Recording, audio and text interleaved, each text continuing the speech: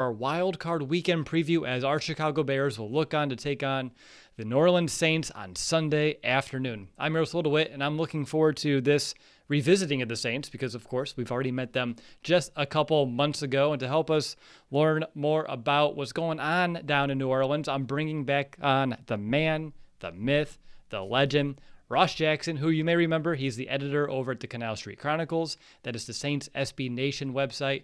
And he's also the host of Locked On Saints. Ross, how have you been, man? Hey, man, doing very well. Glad to be back with you, and good to see you again, buddy. How you been? I've been doing all right. Obviously, we both had some interesting second halves to our seasons. The Bears going a little back and forth. We had a pretty dark stretch, kind of came to life late. We'll see what happens this week. And then for you, I know you guys been dealing with some injuries. We'll get some updates on that throughout, but that defense has been a whole different animal since the last time we spoke, and that's exactly where I want to begin our conversation.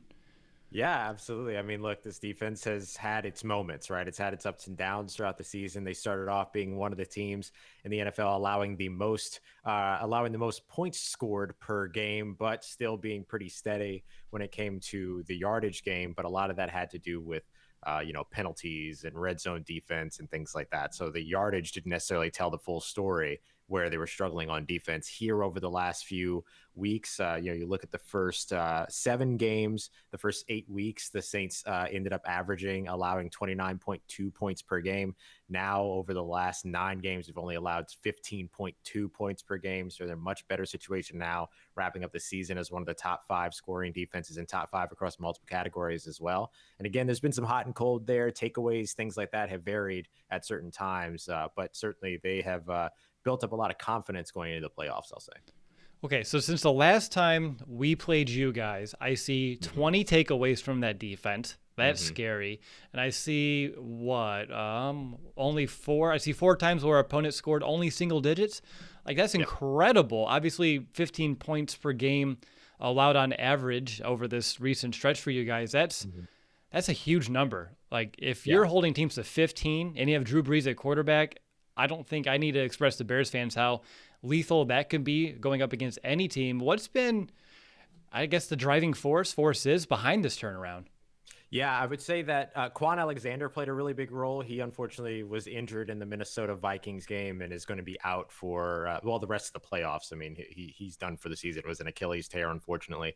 But he essentially came in and helped to sort of recultivate some of those nickel linebacker assignments. And, him working next to Demario Davis, they really sort of changed the way and the flow that defense and the way that they all kind of worked together symbiotically, particularly over the middle of the field. The Saints have gotten really efficient at taking away the short and intermediate areas of the field.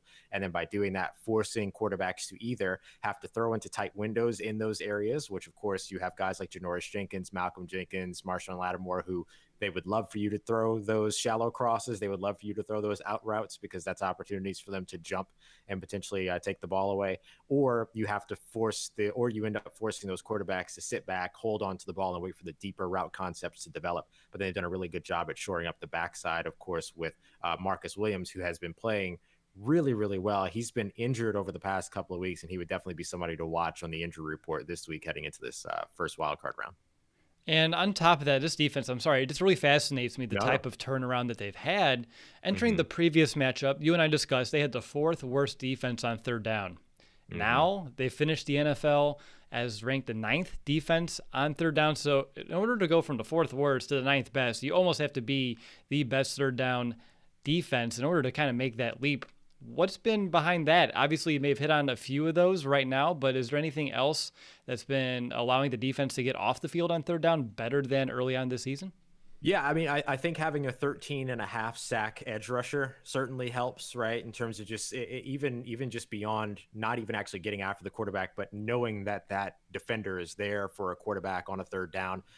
Guys like C.J. Gardner-Johnson and Malcolm Jenkins who can blitz from the safety position, that has definitely been a big part of it as well. And the other part of it too is that we got to be honest too. We can look at all the positives of this team, but we can also hedge a little bit because you can look at the fact that they played against a Kendall Hinton, who was a practice squad wide receiver coming in and playing quarterback for the Denver Broncos. But at the same time, they also held the Tampa Bay Buccaneers offense and Tom Brady to only 3 points in a primetime game. And then you saw them do a really good job against Patrick Mahomes, allowing only a 55% completion percentage. You saw them struggle a little bit against Kirk Cousins. So there have been some of these ups and downs. They are a very highly variant team. For most of the season, they've been at the top of the league in terms of DVOA per Football Outsiders, but have been toward the bottom of the league in terms of variance. And so on a game-to-game basis, you can sort of see a different New Orleans Saints team sometimes, particularly on the defensive side. So there are some additional realities to it in terms of level of competition, but nonetheless, their production on the field, you can only really hedge it so much. It has been impressive what this defense has been able to do, what Dennis Allen has done. And I think that's all been a big part of why they've been able to make that leap on third down conversion percentage in particular. They still have some things to work on, though, like red zone percentage in particular. Right. Is there any issues in a red zone? It's confusing to me, right? You see them getting off the field on third down, getting these takeaways. I know they had a few key red zone takeaways last week against Carolina, but what's going on inside the 20? Yeah, I mean, they've got a little bit of momentum there. They got 5 interceptions in this last week up against both Teddy Bridgewater and PJ Walker. They faced both those quarterbacks against Carolina in Carolina. 2 interceptions in the end zone, which is always helpful. And it was more than just a player being in the right place at the right time. Grant Haley played a really great assignment-based rep up against it was a trips formation on the right side. He was lined up over a slot, and he had a zone match assignment where he was supposed to take the out breaking route as opposed to the in breaking route. The slot guy went inside, so he dropped back and helped to cover Ian Thomas on the corner route, played it perfectly, did a really good job there. So just assignment sound football has been a big part of when they do see success in the red zone. When they don't see success in the red zone, it is not assignment sound football at all. It's a lot of play action rollouts, a lot of play action in particular in the red zone gives them a lot of trouble. Eye discipline has been an issue for them. Some depth by any of those flat defenders has been an issue. So any of those outside breaking tight ends in particular, which I know that there are a few of those in Chicago that can do that, and particularly also some guys that can do that from out of the backfield as well. That's areas where they have some trouble, particularly when paired with a play action rep. Now, when I look at this defense, I know you mentioned there's been injuries on both sides of the ball, and we'll have to talk about those because player availability in the playoffs is everything. When I'm looking at this defense, you mentioned safety, Gardner Johnson, Swearinger, Marcus Williams. They're all potentials to return. I'm curious your thoughts. Who do you think will return this week, and who would perhaps provide that defense its biggest boost? Yeah, well, I got to tell you, there's absolutely no way C.J. Gardner-Johnson misses a rematch with Javon Wims. There's no way he's not going to be on the field. He's definitely going to be there ready to I saw that on Twitter. It didn't take long. Oh, yeah. No, not at all. Not at all. Like, oh, they're coming to the Dome? Great. Like, he's 100% there for that. Marcus Williams is the big one to watch over on the defensive side for sure.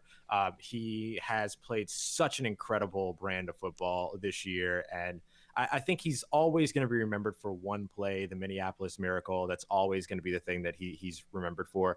But his play on the back end of the defense this season has just been remarkable. He ends up being involved in plays that he has no business even getting to, but his range is so ridiculous. I compare him a lot to Eddie Jackson. Eddie Jackson does the same thing.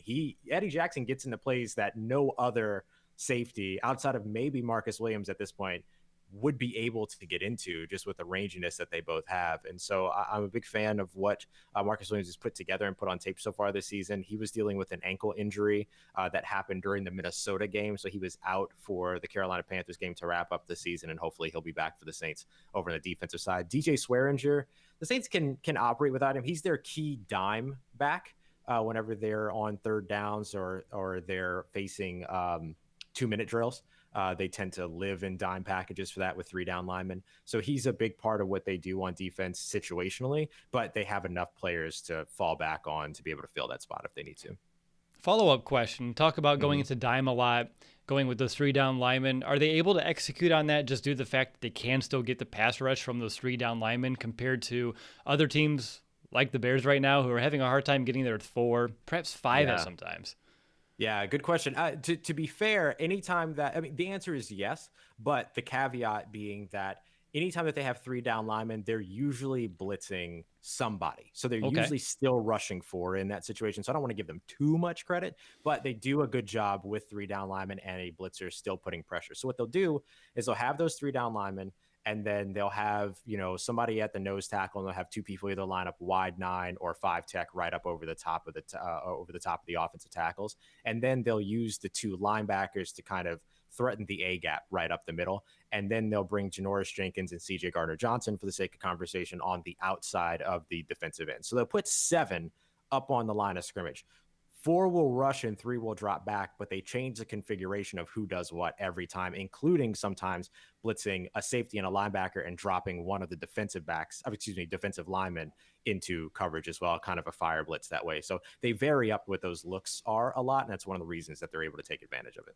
Absolutely. Sounds like, I mean, I not that I was confused listening to it, but just thinking about all the different possibilities as an offensive lineman, having to account for all the different combinations that can come your way and how your assignment can shift based off of who is coming and where they're coming from. That seems like it could obviously be a big reason, again, for that defensive success that we've been talking about. But Ross, let's switch over to this offense real quick. Sure. And I believe that the biggest questions on everyone's mind this week is the availability of Michael Thomas and Alvin Kamara.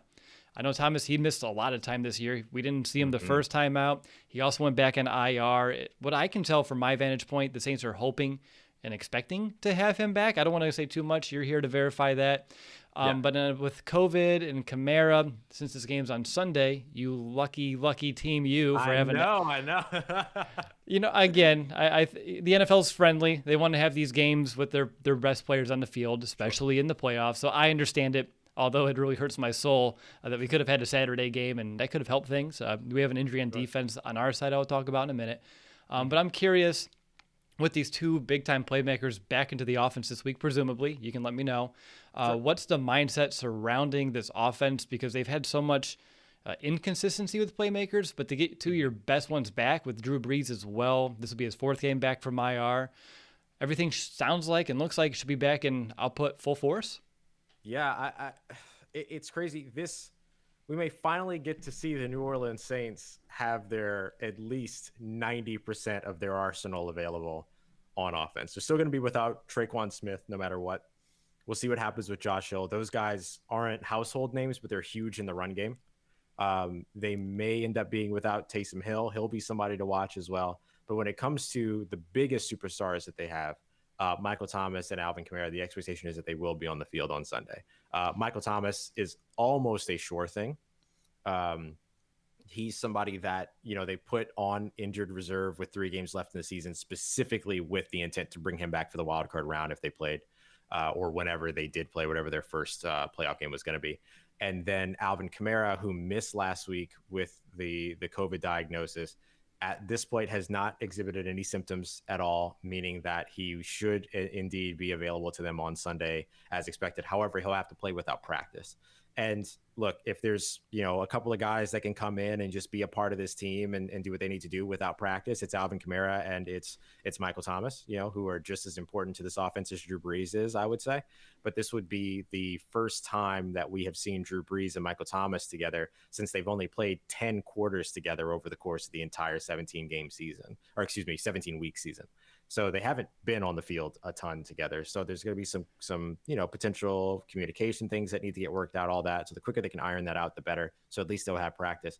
Alvin Kamara is expected to be there, but the team will have to make a decision about how they feel with him going out there without any practice. But I imagine if he's available, you play him.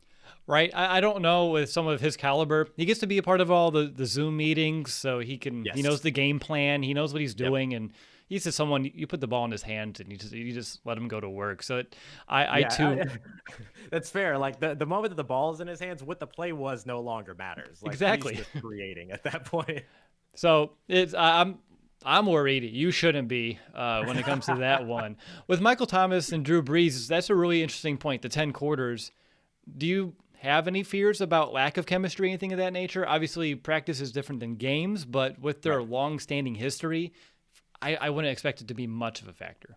Yeah, it feels foolish to say that I feel concern about it. You know what I mean? Because of what they've done together and what their resume is and stuff like that. But just looking at it from a realistic standpoint, there will probably be some irons that have to wrinkle out. Now, how quickly they wrinkle themselves out will be the thing to see.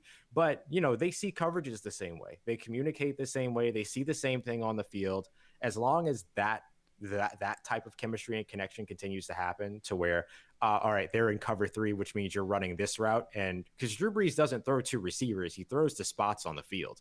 It's one of the reasons why he doesn't throw as many interceptions, because of the fact that he's not trying to, shoehorn things in or throw in tight windows and things like that. He's throwing to areas of the field that he knows are going to be open. So it's up to the receivers to be on the same page. You've seen some inconsistency in that with, say, Jared Cook, for instance, where one's expecting one thing while the other does another. You probably won't see as much of that from Michael Thomas, but if you saw it early, I wouldn't be entirely surprised by it. It just comes down to how quickly they can sort of iron out those difficulties. For sure. Speaking of Brees, I mentioned this will be his 4th game back after he was on IR for just a little bit. Mm-hmm. What have you seen out of him and his return, and how's he trending right now heading into the playoffs? He's been an interesting watch. I don't know how they augmented him during those 4 weeks off. I don't know what they installed in his arm or whatever, but all of a sudden he is incredibly aggressive, and he's taken some shots downfield. He had a 50 plus air yard completion, not from the line of scrimmage, but from the point that he threw it up against Kansas City in his first game back. Up against Minnesota, he completed more passes and attempted more passes 11 to 20 yards down the field than he did within 10 yards down the field for the first time in like 2 seasons. And so it was a really, really kind of interesting thing to see him come back and just immediately kind of be this aggressor. They're running a lot more play action with him than they usually do. So there's some of the Taysom Hill reps over the 4 games that Taysom Hill played. Some of that has informed what this offense looks like now with Drew Brees under center, with the ability to, a different type of decision maker, a quicker processor, all of those things. Just simply, when you play 20 years of NFL versus 4 games of NFL at quarterback, you can do those things. Right. So he's been really aggressive since coming back, and I think it's a welcome sight. Good. Again, loving it. Love hearing it. Not so much, but on top of that, you talked about Hill. How big of a loss would it be if he can't play for you guys? He had a touchdown against us, a receiving one. Feels like some of those X-factor type of players do give this Bears defense some fits. I'm just curious from your vantage point. Obviously, when you have a season without Drew Brees for a while, Michael Thomas for a while, last week, whatever the heck happened with your backfield for a while, just due to with the COVID and the tracing, feels like this team is built to overcome being out without any player.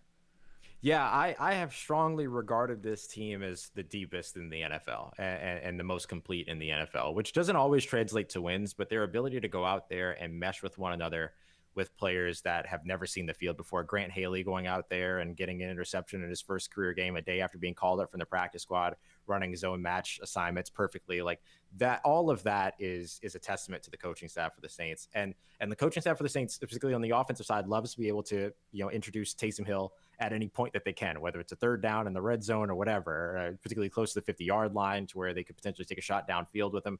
His 4 games as a quarterback and make him even more dangerous because there's not as much of a foregone conclusion about him as a runner with the ball in his hands at quarterback. So all of that certainly helps.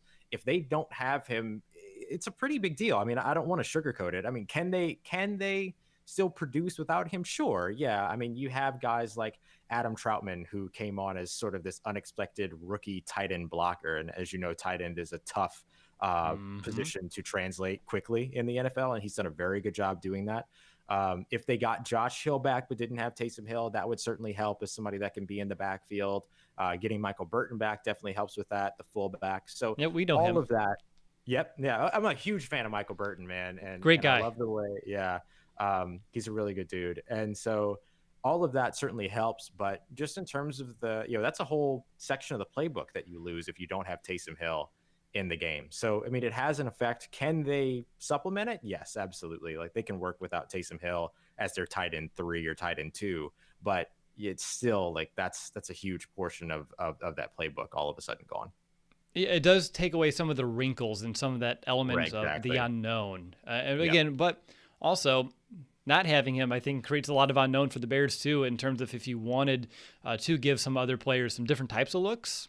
I think that could be a weird benefit if that makes sense. Ross, one player I haven't heard you mention, which kind of surprised me. We didn't have him in the last game either, but he's here. Emmanuel Sanders. So he's having about 74 yards receiving per game since Brees' return. Michael Thomas's return should help him get better with looks and coverage.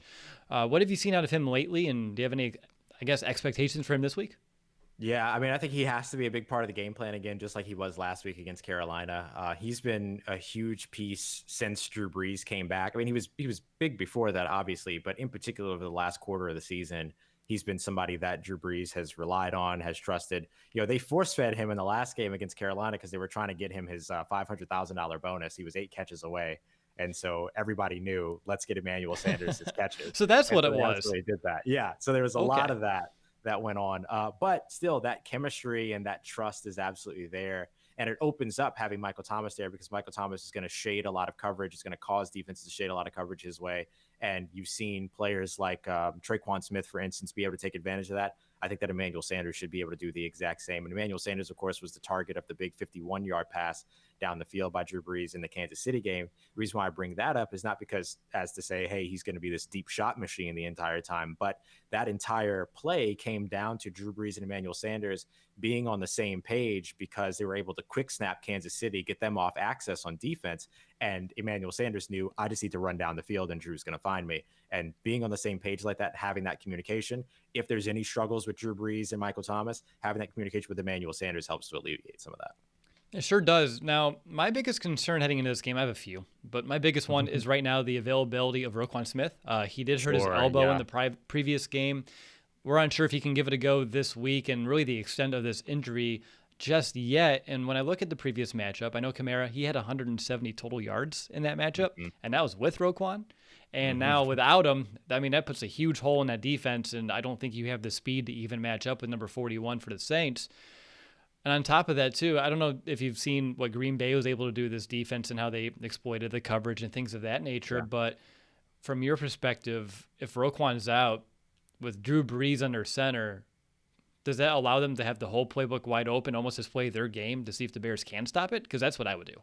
Yeah, it certainly plays to their advantage. It certainly plays to the Saints' advantage because the Saints are going to want to attack over the middle of the field. They're going to want to attack, death by paper cuts type of stuff over the middle of the field, as well as short and intermediate. Like they want to be able to live there, and not having Roquan Smith on the field, who I believe deserves more conversation as one of the absolute best linebackers in the NFL, if not the best.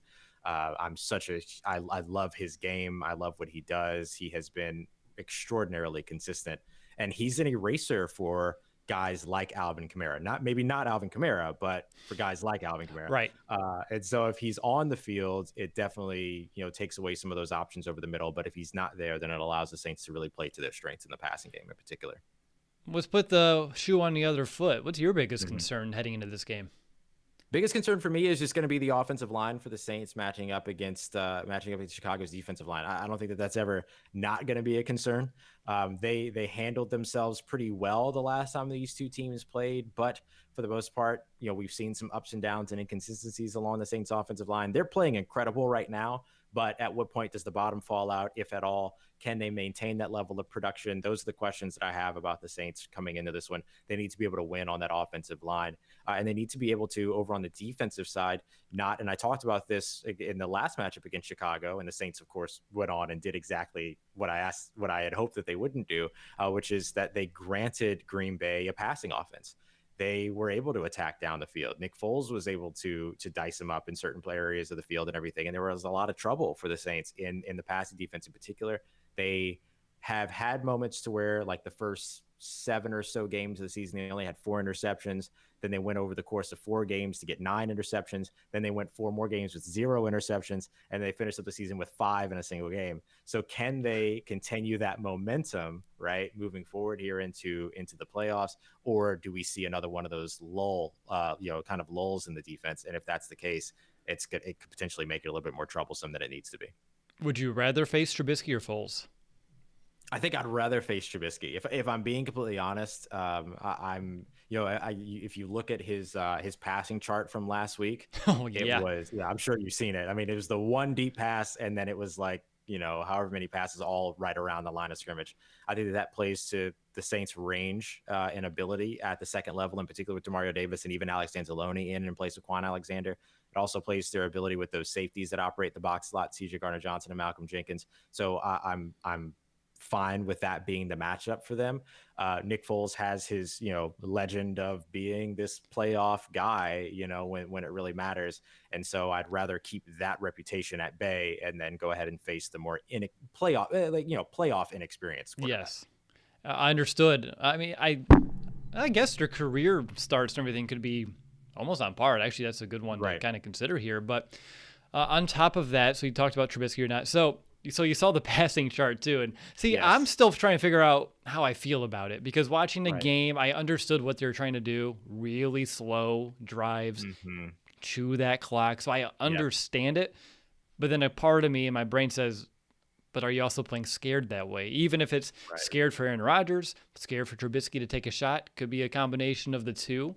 So I'm still conflicted myself, and it's been a couple of days, and I'm still trying to wrestle with my overall opinion of what they were trying to accomplish on offense this last game. Yeah, we've seen the Saints do something that was, pretty essential to that.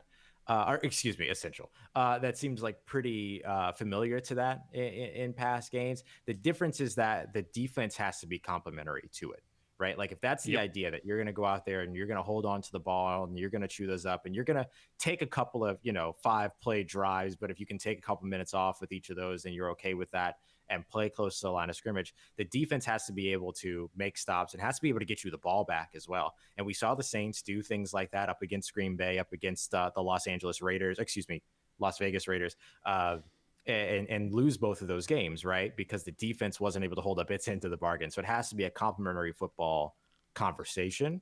And so that's my thing is, can the Saints defense not grant that offense to them? And then can the Saints offense take advantage of a defense that's going to be looking to try to get the ball back into the hands of an offense that wants to play ball control? Good stuff there, Ross. I'm curious about your thoughts on Will Lutz. Seems like he's on a weird struggle bus. Is that something that we should buy into, or is this real? I don't know. I mean, it's strange, right? Because in the same game, he missed the extra point, but then, and this is after a couple of other misses over the course of the last few weeks and things like that. So it's been really uncharacteristic football when it comes to Will Lutz, particularly going back to as early as the Philadelphia game where he missed a pair. One of them 57 yards away, but one of them that essentially helped to create the difference in the game earlier on in the first half, I believe. And so I think there's concern in terms of you don't want to see that happen again. But am I fearful that it will continue? Not so much. I think being in a dome helps. I think that this being the first time these two teams meet in seemingly ages in the Mercedes-Benz Superdome since the white shoe incident. This is the first time these two teams will meet in the playoffs in the Superdome as well, and at home for the Saints. So, I give the benefit of the doubt to Will Lutz based on his overarching career track record, but certainly there have been some concerning visuals of him over the past few games. Okay, obviously different fan bases remember different games for different reasons. What is the white shoe incident? The white shoe incident was the blocked field goal that that was a Denver Broncos game. That wasn't even a Chicago The wrong Bears blue game. and orange, man. Yeah, wrong blue and orange. Wrong blue and orange. My apologies. The last Yeah. time I remember the Bears playing in the Dome was the game where our tight end at the time, Zach Miller, had that very bad leg injury that he had what a rough. Yeah, that's the last memory I have. Obviously, Bears fans have really good memories of that stadium going way back to 1985, but it's been... Now I feel remarkably insensitive for calling it the white shoe incident. That's why I thought. I was like, was he wearing white shoes? I was like, what? Ross, you're a good guy, so I know that wasn't the case, but I was like, let's clarify this. Wrong blue and orange, man. All right. Is there anything else about the Saints and what's been changing over there since last time that we faced you that Bears fans should know about that maybe we haven't discussed? Not necessarily. I mean, look, I think that the Saints are going to come in with a similar game plan. If Alvin Kamara is there and able to play, they're going to feed him. If he's not, then it'll be another Latavius Murray game like we saw in 2019 during the regular season, to where they'll try to feed him. I don't know that the Saints will play as conservative at home in terms of trying to control the game clock. I think that they may be a little bit more aggressive, especially if Roquan Smith isn't available, which is going to be a huge factor for both of these teams in terms of how they approach this game. And I think that the Saints are going to welcome a ball control look from Chicago. But if not, and they do decide to get aggressive, then the Saints need to, not give them that offense, right? They need to be able to play up to the standard that they've set here recently. And at different points throughout the season, although, again, has been inconsistent. So you want to see them show up and do all that. So I think that this game is played similarly than the last time that we saw, maybe a little bit more aggressive for the Saints over on the offensive side, getting Drew Brees and Michael Thomas. I think this is the first time that the Bears will face Drew Brees and Michael Thomas together since that 2017 game, if I remember correctly. I think each time either Brees has been out or Thomas has been out. I think so too. Oh, well, haven't we been? I guess now it makes sense why you're going to get all the breaks now in terms of our availability. We've had our chances with the Saints, and now it's your turn. We've punched our card. Yep, that's right. Exactly. All right, I just got my last question. It's a two-parter. Yep. You know it. You've been here before. Why did the Saints win on Sunday? Yeah, so the Saints win on Sunday by remaining aggressive, and they win because they're able to make good on that. They're able to find different ways to spread the ball around, get a bunch of players involved over on the offensive side, as opposed to the offense, funneling through one specific player. And if it does funnel through one specific player, then it's because Alvin Kamara scores 6 touchdowns again. And then, of course, the flip side, how can the Bears pull? I think the biggest egregious loss I've seen for you guys recently would be the Eagles. So how can the Bears pull Philadelphia, do a Philly special here, and find themselves victorious moving into the divisional round? Yeah, hit Drew Brees and take advantage of eye discipline issues over on the Saints defensive side. I mean, use Trubisky's mobility, use misdirection, use anything, play action, boot action, all of that to be able to take advantage of that, and utilize a lot of motion before the snap to try to confuse the Saints defense in terms of what they're looking at pre-snap and then what they're delivered post-snap. All right, that's all I got for you, man. Thank you so much for hopping on, Ross Jackson. You want to let people know how to follow you this week as well? I know you let people know before, but we got to let people know again if they want to keep up on all things Saints heading into this game. I know I will be. I'm sure our listeners want to as well. So how can people find you to keep up? Yeah, absolutely. I appreciate it, man. As always, a pleasure to be here with you. Always a blast. And I love the work that y'all are doing. So I'm just glad to be able to be a part of it. Y'all can follow me on Twitter at Ross Jackson Nola. That's the easiest way to keep up with the litany of things that I'm going to be doing over the course of this week. We've got a lot coming out over at CanalStreetChronicles.com and, of course, on the podcast, which is daily every Monday through Friday, Locked On Saints. You can find that wherever you get your podcast. After everything we discussed, the one phrase that's in my head is death by paper cuts. I've never heard it, and I wrote it down. And I'm going to remember that one. It's really neat. So thank you for adding more phrases to my vocabulary as well. Anytime. It's my absolute pleasure. I love a good lexicon. Right? There we go. Up next will be Nick and I's official game preview, where we share our key stats, matchups, X factors, and more, including our playoff predictions. And make sure to rate, review our show on Apple Podcasts. That way we can help spread the word about our show, reach more Bears fans just like you. But until next time, bear down, Chicago.